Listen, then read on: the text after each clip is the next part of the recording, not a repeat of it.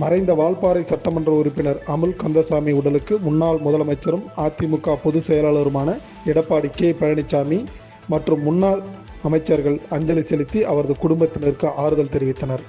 வால்பாறை சட்டமன்ற உறுப்பினர் அமுல் கந்தசாமி கடந்த சில மாதங்களாக உடல்நலம் பாதிக்கப்பட்டு கோவையில் உள்ள தனியார் மருத்துவமனையில் சிகிச்சை பெற்று வந்தார். இந்நிலையில் சிகிச்சை பலனின்றி அமுல் கந்தசாமி உயிர் நேற்று பிரிந்தது. அதனைத் தொடர்ந்து ஆம்புலன்ஸ் மூலம் அவரது உடல் அனனூர் ஜீவா நகர் பகுதியில் உள்ள அவரது வீட்டிற்கு கொண்டு செல்லப்பட்டு பொதுமக்களின் அஞ்சலிக்காக வைக்கப்பட்டது.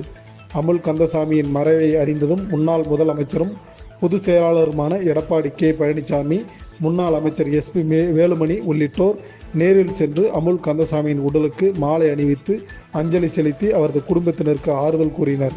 மேலும் முன்னாள் அமைச்சர்கள் KA செங்கோட்டையன், உடுமலை ராதாகிருஷ்ணன், பொள்ளாச்சி ஜெயராமன், கவுண்டம்பாளையம் மற்றும் சட்டமன்ற உறுப்பினர்கள் அமுல் கந்தசாமியின் உடலுக்கு அஞ்சலி செலுத்தினர். மறைந்த சட்டமன்ற உறுப்பினர் அமுல் கந்தசாமிக்கு கலைச்செல்வி என்ற மனைவியும் சுபநிதி என்ற மகளும் உள்ளனர்.